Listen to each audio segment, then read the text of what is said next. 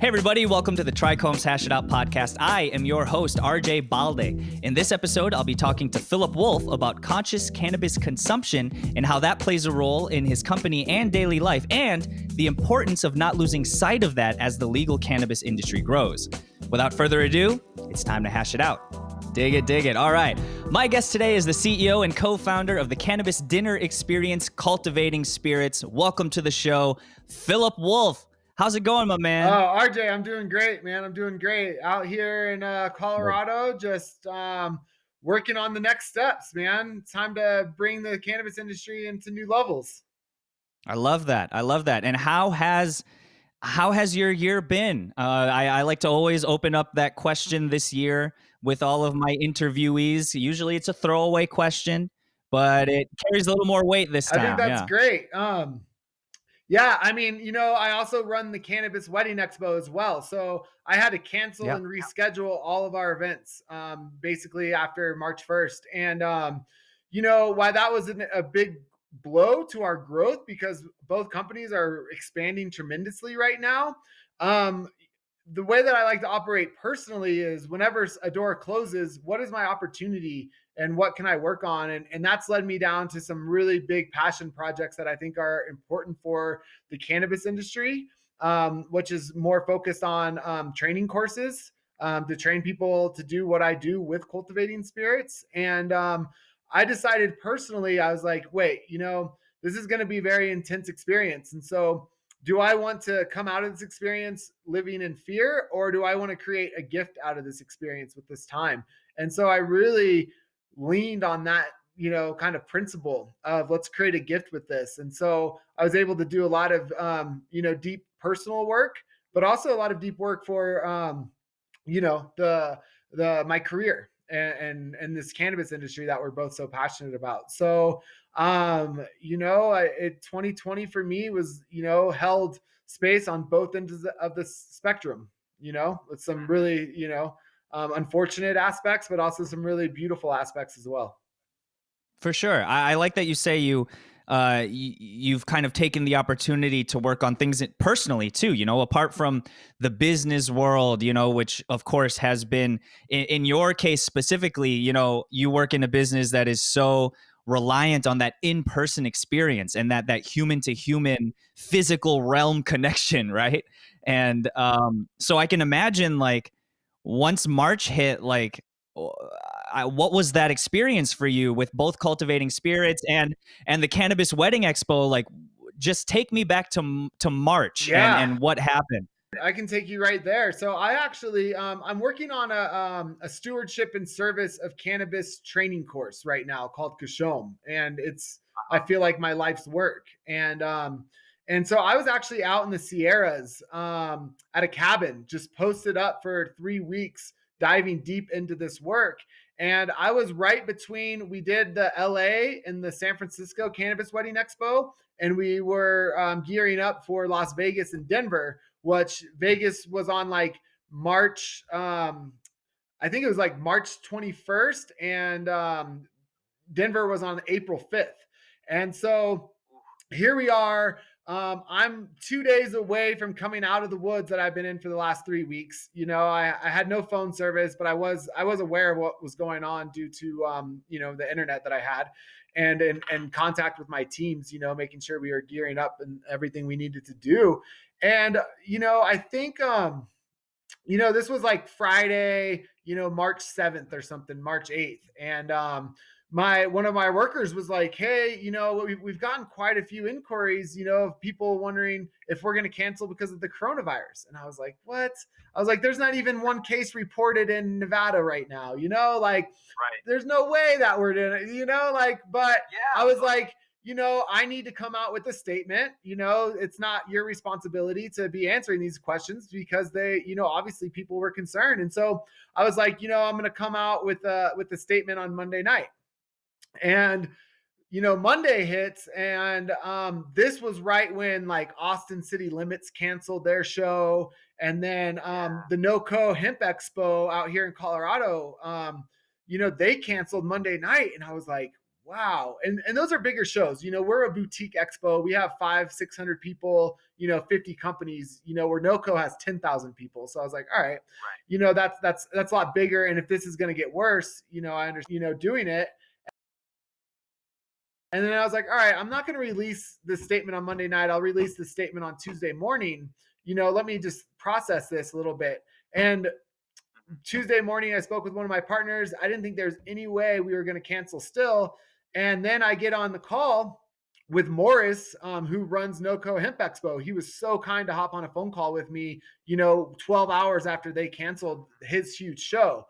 And I'm sitting there talking to Morris, and I'm just like, you made the right decision. And I was kind of like encouraging him that he did the right thing. And then I'm sitting there and I was just like, this isn't going to get better.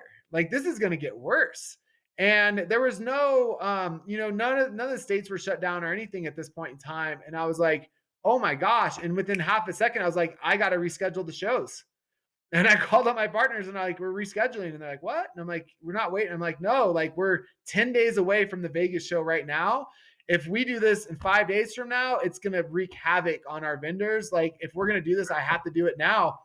And I pulled that trigger and we rescheduled the shows. And then sure enough, 5 days later, there's actually regulations put in place.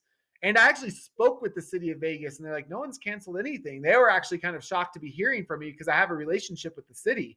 And and I was like, no, this isn't getting better, and we're doing it. And yeah, and then the next day I came out of the woods from like 3 weeks of working on this project. And a few days after that, I was in Santa Cruz, and San Francisco shut down. And I was in Santa Cruz at the time. And, you just felt that weight. And I was like, wow, like something's really coming, And yeah. And that's when I was like, all right, am I gonna create a gift, or am I gonna live in fear? And I really had to make that personal decision for myself right then and there, and try to operate and show up with that on my mind. Obviously, fear crept in many of nights, like it did for everybody, but at the same time, I still really try to lean on the gift aspect. Yeah. Wow. And hey, well, props to you for, not waiting that 5 more days. Cause I can imagine, like, if you go back to like 2019 BC, which is what I've been using to say before Corona, like 5 days, like 5 days, like you wouldn't expect so much to change in 5 days. But like you said, if you had waited that 5 more days when everything did start, like mandatory shutdowns for everything, like I can imagine that would have just compounded the obstacles that you already had to deal with if you had waited that 5 more days. So props to you for being proactive about it.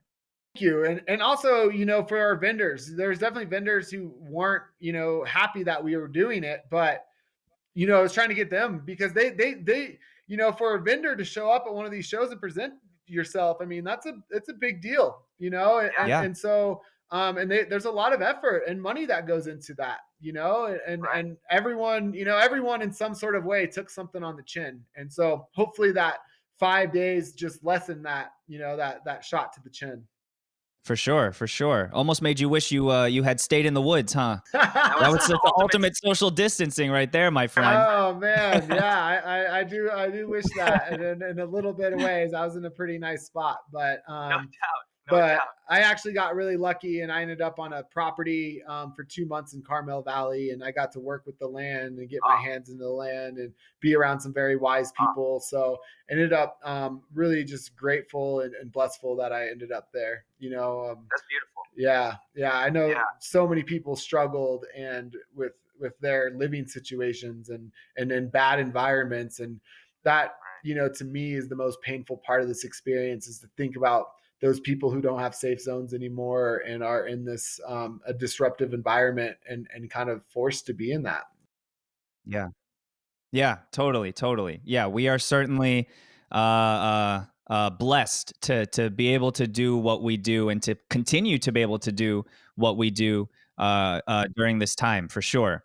Now you've run Cultivating Spirits now for over 7 years. I had in my notes 5, but you told me before we were recording that it's almost over 7 now, Almost right? 7 years. Yeah, I'll be 7 years old Almost on 7. February 1st.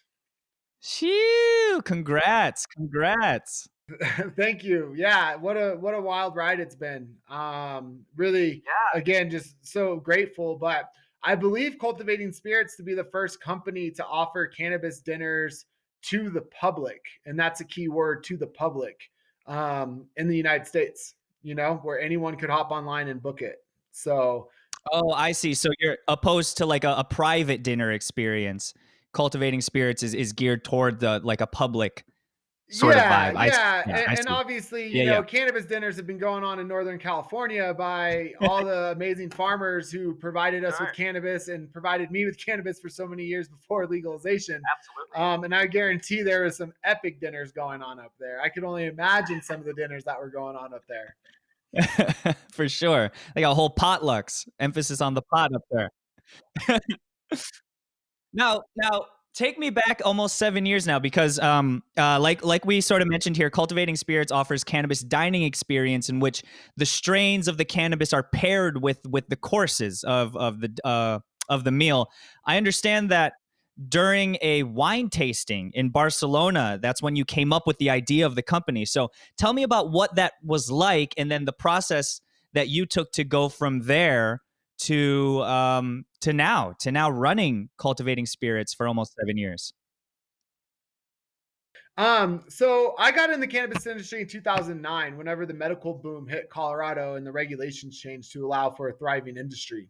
And, the difference between Colorado and California was Colorado set up their medical program for profit, where California was nonprofit. And so that created a lot of sticky lines where we didn't necessarily weren't within that in Colorado. So we really got, the little man really got a chance to thrive with the way Colorado set everything up, which was, I'm so grateful that I was just living here at that time. And I opened up dispensaries. I did cultivation consulting for a number of years. So my background comes from working with the plant. In 2013, I met a Wall Street banker who moved to Colorado to follow the green rush as dispensaries were opening. Recreational dispensaries were opening up on January 1st. And so I started working with him, and I just got this whole fast track into understanding of ancillary businesses and what was coming with legalization, which I didn't have the foresight to see when I was, 25 years old at the time. And so, my mind just blew up, and we were working on like 30 or 40 different business ideas at the time, and with what could be potential, successful companies. And one of the things I really resonated with was the tourism side, because we got to be with consumers at the point of consumption, which is still pretty much impossible to do for the industry, right? Obviously, that's shifting now with hospitality bills being presented, but at that time it was really not there. And I'm a people person, so I loved that one of the businesses that we started within tourism.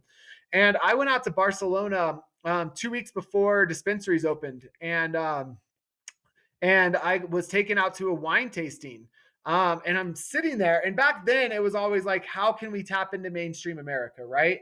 And that's still somewhat the question, but back then it was really the question, like, how do we do this? Like, how do we solve this puzzle? And I'm sitting there at this wine tasting, and I'm like, it doesn't matter who you are in this world. You want to be sitting at this table right now. Like, whether you drink wine or not, like, you want to be where I'm at, because this dinner's great. The food's great. The people are great. The conversations are amazing. And the wine was good. And so that's when the seed What hit else do you me. need? Yeah. That's when the seed planted, and it's not the most like brilliant seed ever. All it was something uncovered. But I was like, why don't we create wine style cannabis experiences? And to attract mainstream America. And I came back, I pitched it to my partners, and they didn't want anything to do with it. They wanted to, pick you up with the limo at the airport, take you to dispensary, put you into a hotel that was cannabis friendly. And I was like, that was my high school experience. My friend would come pick me up. We would go to the dealer's house. We would smoke a joint in the car because we could. And then we would go to the friend's house whose parents didn't care if we were high, and we would hang out. that's what it was. Yeah. We're just Totally. going with limos and hotels and dispensaries. For sure. And so So I walked away from multiple companies, and I was like, with cultivating spirits in mind, and we started doing wine style cannabis experiences. And one thing that was really big is wine pairings, right? And pairing wine with food. And so I was like, oh, we could have like some fun play with like strain names and course names and stuff like that. And then I started learning about terpenes. Now in 2014, no one knew about terpenes. Like, no one. Like, I mean, Kyle Cushman was like the only person I knew who knew terpenes, and Max Montrose and freaking. And so I was like, I started learning about them from Jessica Catalano, who wrote the Ganja Kitchen Revolution. It's an amazing, amazing book. Anyone who wants to do infusions. And I came up with the idea of pairing terpene profiles of cannabis with flavor profiles of food to harmonize and enhance the flavors through smoking. So everything we do is through smoking and not infusions. There's a number of reasons that we work with smoking instead of infusions, but that was my skill set. And then I was like, wow, terpenes are what give you the type of mood that you're going to be in. They're actually what determines the type of high you're going to have. So now I started connecting dots, and I was like, if we teach people on these, with these gourmet experiences about cannabis pairings, they can actually understand terpenes, and therefore they can smell cannabis and identify the type of high they're going to have before they actually consume it. Therefore, by having this, by understanding this, you can actually smoke something that's going to enhance an experience and not take away from it by just trusting your own senses.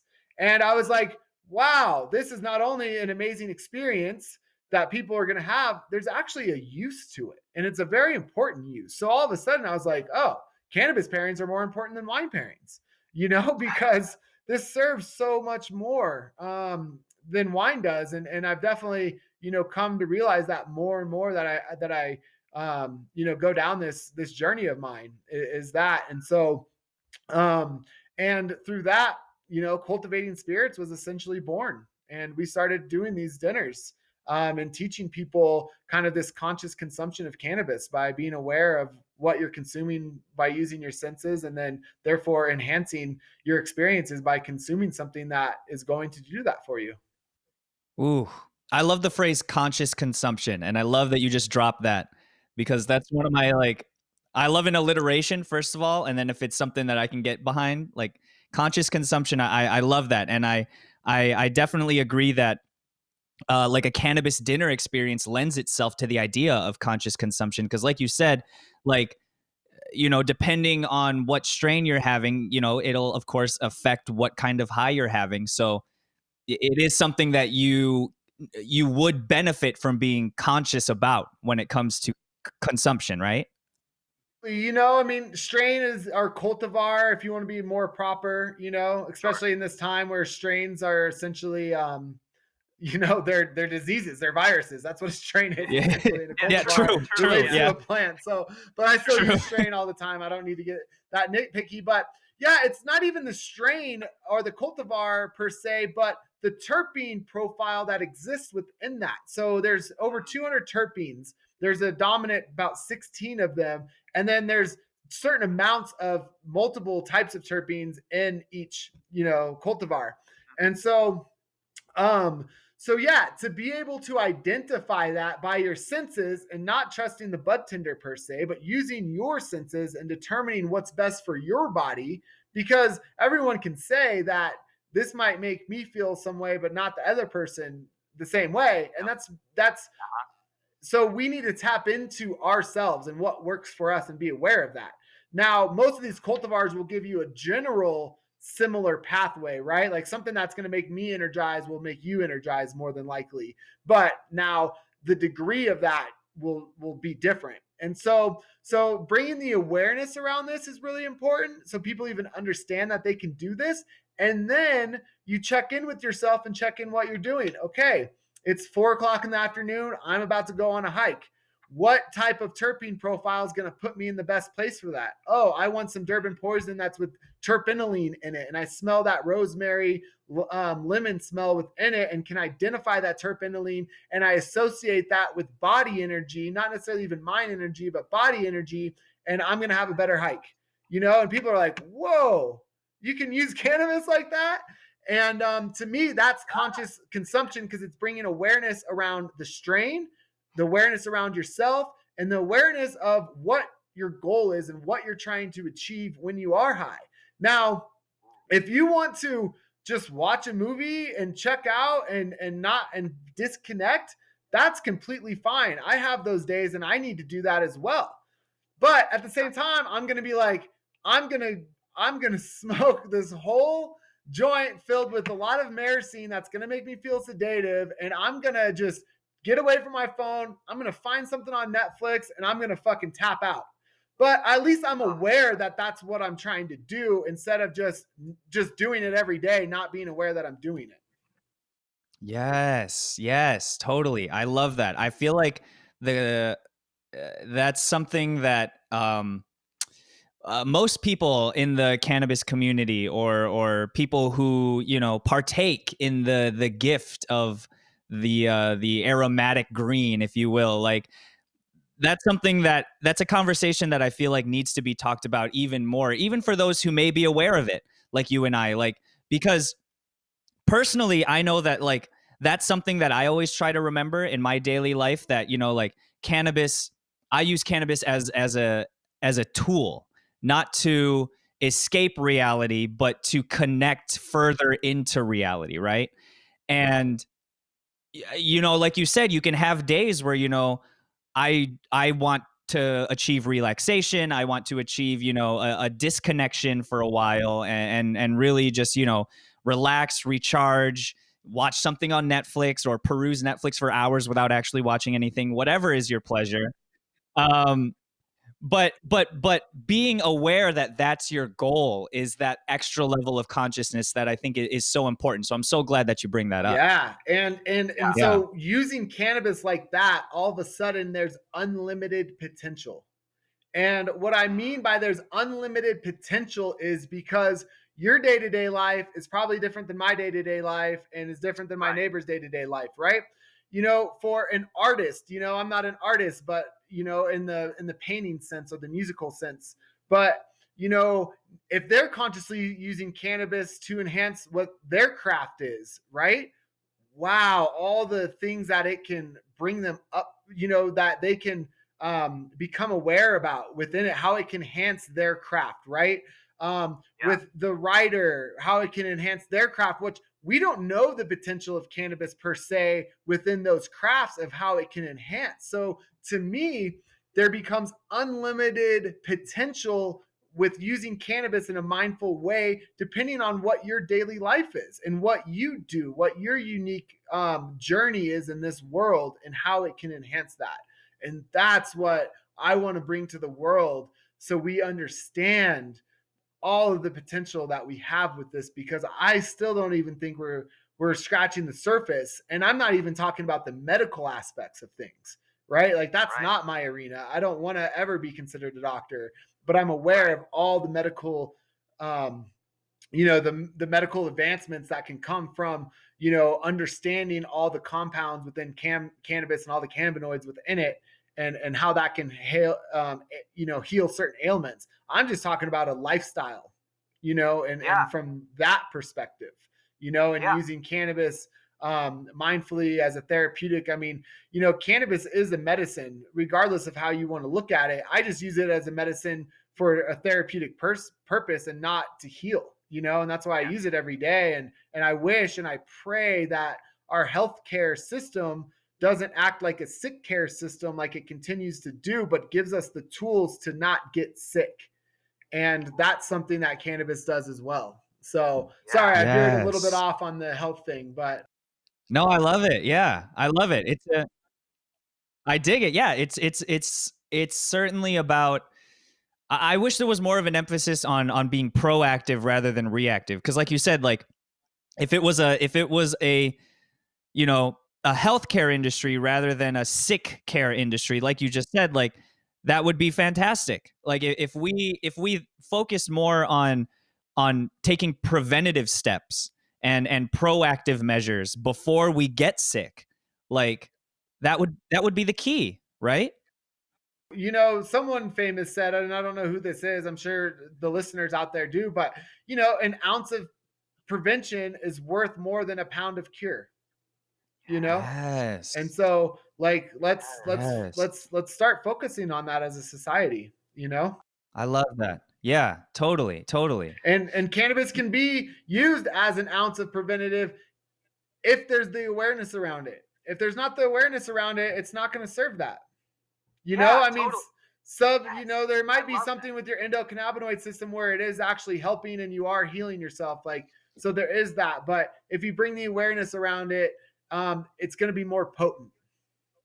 Yes. I love it. Yeah, that's you're putting so many thoughts that I have on a daily basis like into words for the first time, and it's like I feel like you're just like scooping out my brain right now. Wait It's until this is you that's so read deep. the program we're coming out with. It's CashoM. I mean, this is everything.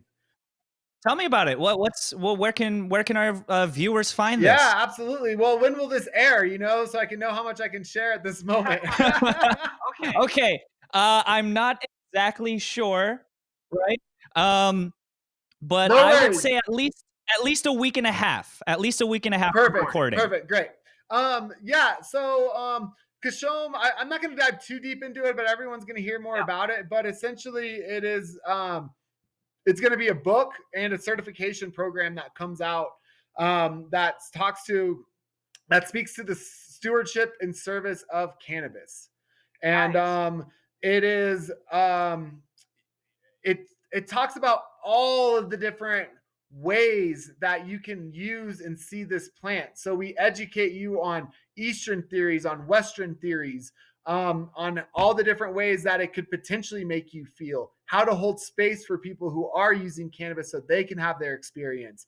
How do you ask the right questions to the consumers in order for that consumer to get in touch with their body and make the right decision for themselves? Not us telling them that this is what you have to do or this is what you have to do. No, it's like we give all the information and allow them to determine themselves. And so this is a very carefully crafted. I've put like 1,000 hours of my own life into this and like the silence of of everything because hasn't become public yet. But the teams are starting to come around it, and we're really excited about what we're going to give because to me, and a lot of the subject matter experts and a lot of the wise advisors who I want to hold me accountable for this information and the diverse subject matter experts who are included in this, a way to give the proper training to understand this plant and its fullest potential. So that's our goal with it. I wish I could have been a little bit more precise with my explanation, but just to the fact that we're getting a lot of the copyright trademarking and some of the IP kind of protected, we're like 3 weeks too soon. I feel you. I feel you. No worries. No worries. Yeah, but stay tuned though. Stay tuned. Yeah. Watch the space. Yeah. Interview I've done where I've really talked about it. So I'm grateful for you, man, and for you bringing it out. Oh, hey, thanks so much for sharing the info. I appreciate it. Yeah. No worries. No worries. We're honored to take the info for a TRICHOMES exclusive. That's for sure. This idea of pairing cannabis with food. And I love that you have an emphasis on smoking the cannabis rather than infusing the cannabis. So I'm going to ask you about that after this. But my first question is, when it comes to pairing a strain with or a cultivar, sorry, of cannabis we can say strain. with a meal, We can say strain. That resonates better. all of the above, yeah. When it comes to pairing a variety of cannabis with a meal, uh, tell me, yeah, there you go. Tell me about your method of what you say is the right way to smell, taste, and consume cannabis. How does that play in to your pairing methodology over at Cultivating Spirits? Yeah. So, as far as the identifying the terpenes, right? So, there's layers of smells within cannabis. That's why we get such a wide variety of aromas that come out of it. And so in order to identify that, I mean, you really need to smell it up close and far away, and kind of move it around, put it in a container, in different containers, where you can really try and identify that overall smell. And then from there, you and your mind kind of have to break down what terpenes that you think are there. Now, places like Las Vegas, they test for the top 3 terpenes. Colorado, it's not a requirement to do that. So you could actually get scientific about it and just study the data, right?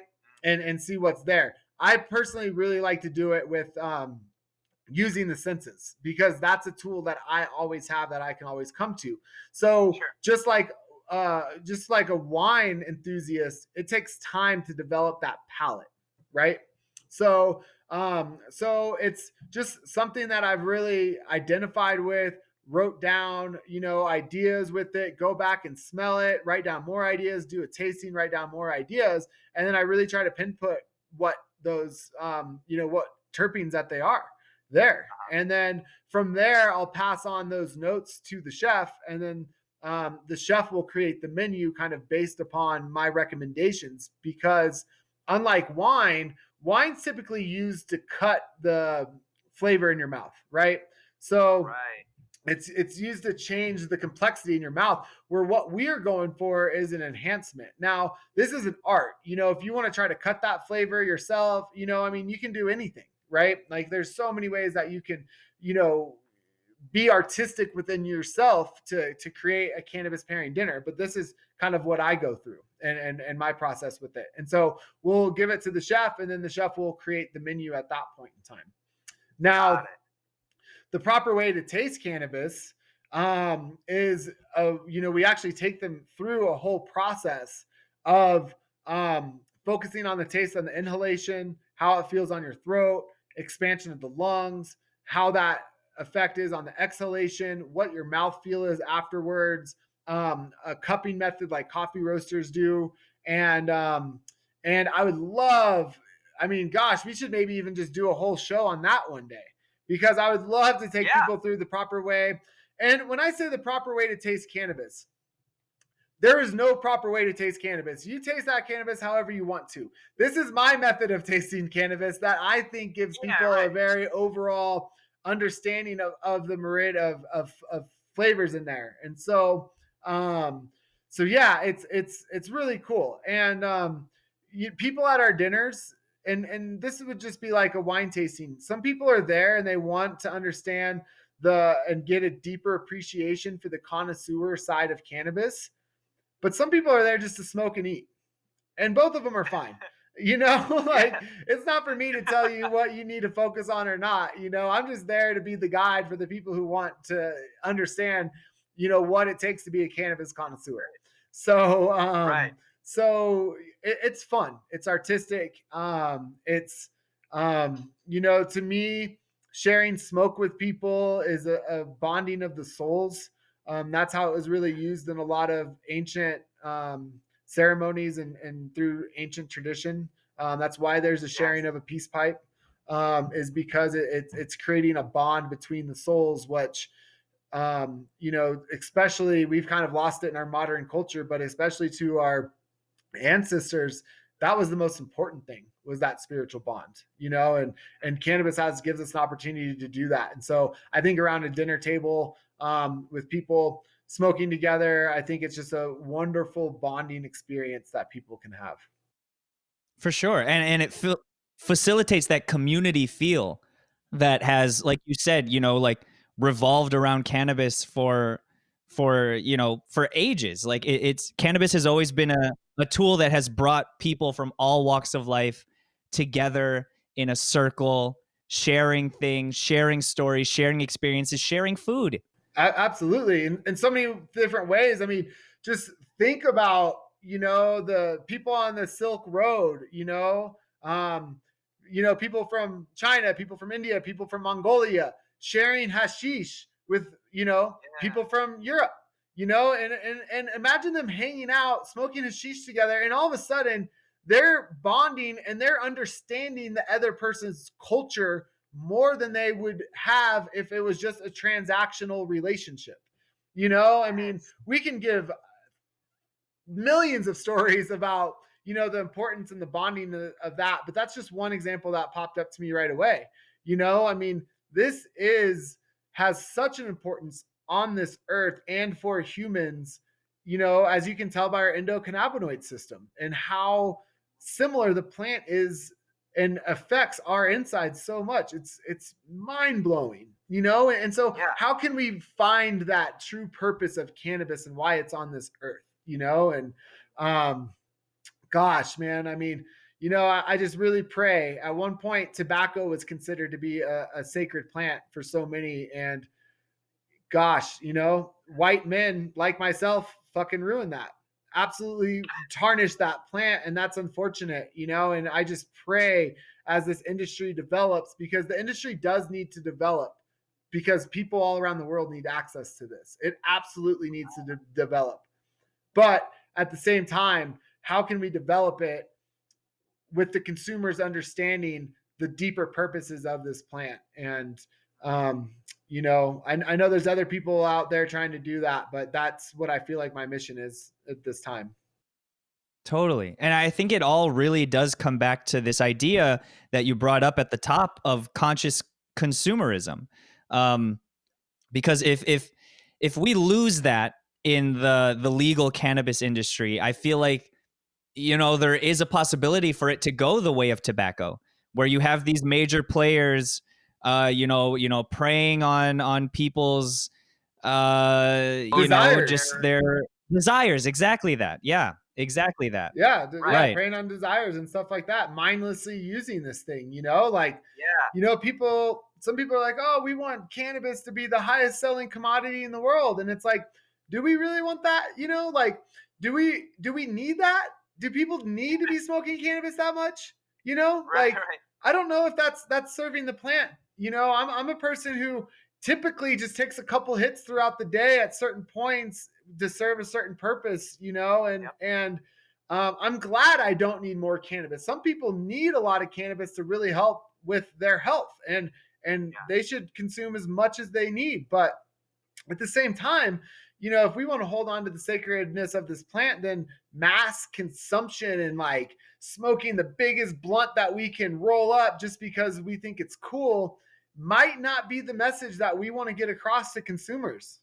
I'm totally with you. Yeah, I'm You know, totally like, with you. sure, there's a party and that has its place because we want to be joyful and have fun. But, Sure. you know, for all of our social media influencers out there, you know, what are you influencing to people? Is it to take dabs all day and to smoke the biggest joints all day that you can and be cool about it? Or is it to mindfully consume cannabis? And I hope all the influencers that are listening to this can really ask themselves that question when they promote it.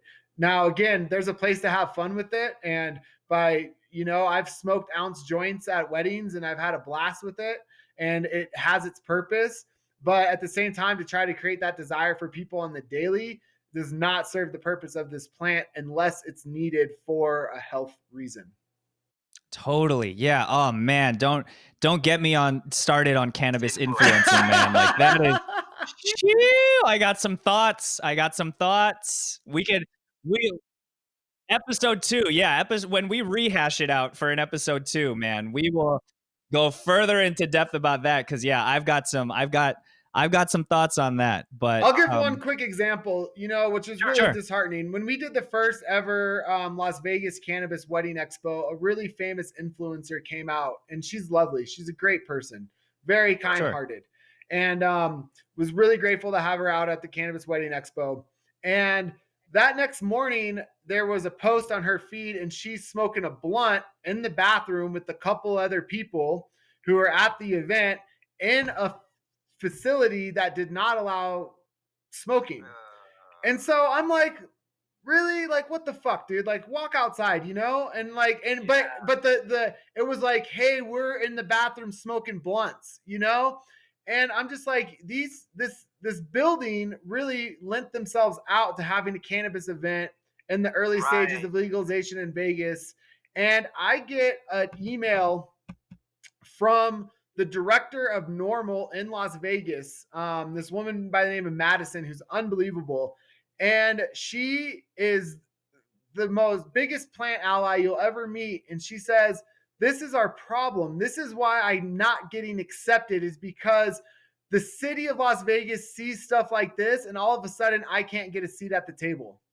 And that like hurt, because we put out so much effort to present ourselves to the community in a way that they is respectful. Like, sure, I believe we should be able to smoke cannabis in this event space, but we weren't. And I'm going to go with the rules of it, because I'm presenting our brand in a way in which people who don't accept cannabis will say, hey, I don't like cannabis, but these guys are doing it the right way, and that looks appropriate to me. Maybe I'll give it a try, or I'll go to an event or something like that. And to see the director of Normal in Nevada send me that email, as she should have, she absolutely was in the right to send me that email. It just made me so sad, so sad. And I just was like, why? You know, you're not serving this plant by these types of posts. Yeah, or the community as a whole, because you know, like you said, like that is what everyone was worried about, right? Like, I'm sure that hotel, that's exactly what that hotel was worried about would happen when they accepted And then the it fucking event. happened, and it was posted in front of 500,000 people. And again, the influencer, she's great. Like, she's a great hearted person, you know, like I truly believe that. But you know, the creating the desires.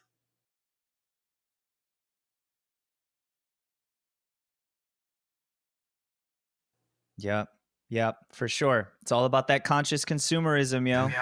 No doubt. Yeah, let's No push doubt. it. Let's push it. Let's push it. I love that. Get shirts, bumper stickers, all that. Branded bongs. All the things. I'm into it. Yeah, I'm into it. Now, tell me, like you said, we mentioned that at Cultivating Spirits, you focus on smoking cannabis rather than infusing the food with cannabis. And you have a few reasons for that. So just tell me a little bit about what that reasoning is. Yeah, absolutely. You know, the number one reason for me was it creates a better dinner party experience. As you know, infusions take a while to digest through your liver and get in your bloodstream for you to feel the way that you're going to feel. So, you know, if you're in a dinner party type of environment, you're going to be feeling it at the after party and not the dinner party, you know? Right. And so I wanted something that was instant, that people felt instant. You know, so that was a big play on it. Excuse me. There's also the idea of combining, connecting with each other's deeper selves with the sharing of smoke. You know, I think that's we don't present it in a ritualistic way, but it is in a ritualistic sense, and what that brings to the event. So that's something that's really important to me. Again, people just feeling the effects right at the dinner table when they're eating. I mean, it provides for a lot better of a dining experience, and a unique dining experience that they haven't had, like laughing, smoking at the table, sharing stories, getting educated. I mean, it's tremendous. And then, a big reason why as well was the legality aspects of it. You know, we were the first company to do legal cannabis dinners. If I'm sitting there and infusing the product, infusing this food with cannabis and then serving it to people, what's the liability that I'm facing at that point in time? Right. Like, is this legal, that what I'm doing, and I still can't. I had a meeting yesterday with two beautiful ladies who are looking to go down this road. This road themselves, and they're very smart and intelligent, and they just wanted to pick my brain about a couple of things. And so, and they're doing infusions, and I was just like, go over your process and say, God forbid someone got in a car wreck leaving this event. Where is the judge going to find liability? And I felt like if I was infusing a butter, putting it in the food, and then serving it, I would be liable for that. So, yeah, totally. Yeah. So those are some of the reasons that I stepped away from it. And then kind of personally, I'm not a chef. So, I feel that. like Yeah, I've yeah. started this company and we host these events and, I consider myself a CashoM now. And, that was, that almost to me like donned this, role of what back then was called the cannabis sommelier, um, which I've moved away from because using the word, first of all, cannabis sommelier is so rooted in wine, it doesn't actually Right. work using it as cannabis sommelier. But more importantly, it put cannabis on a level as alcohol, and cannabis serves this world so much more than alcohol does. And I don't want people to associate cannabis sommelier as having the same level of importance as a sommelier. Sommeliers are great, and I've had wonderful experiences with them, and I'm very grateful for those trained professionals. But cannabis has way more of a purpose than alcohol does on this earth. And it's just a fact, and I'll argue with that fact with anybody else. And so, Yeah. as trying to guide this industry, above the comparison of alcohol, which people wanted to do for so long, we really need to drop that word cannabis sommelier. It really just needs to be dispelled. So, Mm, mm. so we'll So see what if do it you like to? happens. Well, I'm considering CashoM because but that's what we're creating right now is Yeah. the CashoM course. Interpreter is another one that you can go to from TRICHOME Institute. That's a wonderful training program that's out there by Max Montrose. It has a little bit more of a science based than what I like to focus on. Okay. But to me, that's currently the best training course there is in the cannabis industry. I hope that CashoM and everything I'm creating with that, will become the ultimate authoritative training course in the cannabis industry for anyone who sells or serves cannabis. But right now, I mean, it's definitely Max Montrose and the TRICHOME Institute with interpreting. I'm super grateful for the platform that you're providing me to share this message because I think it's so important. And, I think a lot of us, like yourself, have these inclinings of these thoughts and these feelings, but because it's not as, there's not a training around it, there's not as much conversation around it as there needs to be, it makes it a little difficult. And I really believe that's going to change. And I hope I get the opportunity to come back on and, maybe February or something and speak about CashoM whenever I can talk about it a little bit more and give Oh, it that Oh, platform. oh, geez, absolutely. Like you are absolutely, as far as I'm concerned, a friend of the show. So Yes. you are welcome time, my I'm anytime, a my friend. friend of the friend. Almost You are welcome show. anytime. I love anytime. it. Yes, indeed. A friend of the Hash It Out, that's for sure. Yeah, man. Hey, listen, I appreciate your perspective so much. I appreciate everything that you're doing, and honest to God, like the emphasis you have on staying conscious about consuming the gift of cannabis is it's always refreshing to be able to link with a mind that shares that same vibe. And so I really appreciate it. Before we go here, where can our listeners find out the latest of what's happening at Cultivating Spirits and your future projects, and where can we keep up to date with you? Yeah, absolutely. Well, Instagram is such a great thing. It's the thing I post on most commonly. So, at Cannabis Wedding Expo, cannabis underscore wedding underscore expo, at cultivating underscore spirits, or at Philip underscore wolf underscore is the, and from there we can direct you to our websites, to our Facebook pages and all of that. Google it, we'll pop right up if you want to do Yeah. that. And, for those people, March 21st, and we have the Vegas Cannabis Wedding Expo rescheduled, fingers crossed, that we're kind of turning the page on everything with Corona, because we're only going to produce this if obviously we can provide a safe environment. And then on March 28th, we'll be in Denver for that. And I brought on a new CEO for the Cannabis Wedding Expo, Vanessa Oliver, and she is amazing. Her passion behind this plant is unbelievable, and I think she's going to be able to take, I think she's going to be able to take more of the luxury side of cannabis and events and stuff like that and really raise the bar. I felt like I was good at empowering young companies, empowering people to be able to, create that bud bar business or to talk to their parents about having cannabis at their wedding. But we've accomplished that. We have a seat at the table now, especially in California and Colorado. People are empowered now.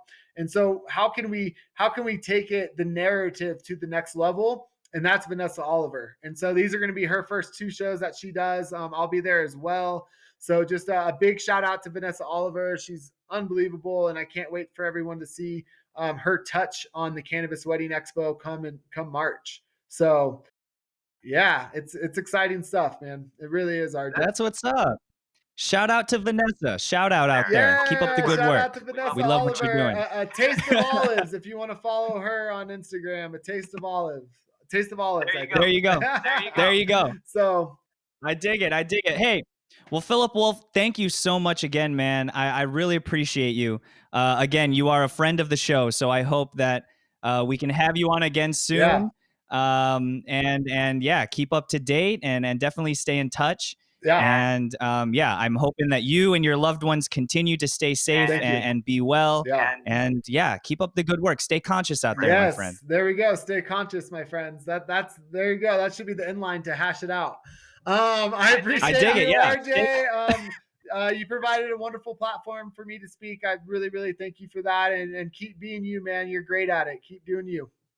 I appreciate you, man. Yeah, no worries. I got you.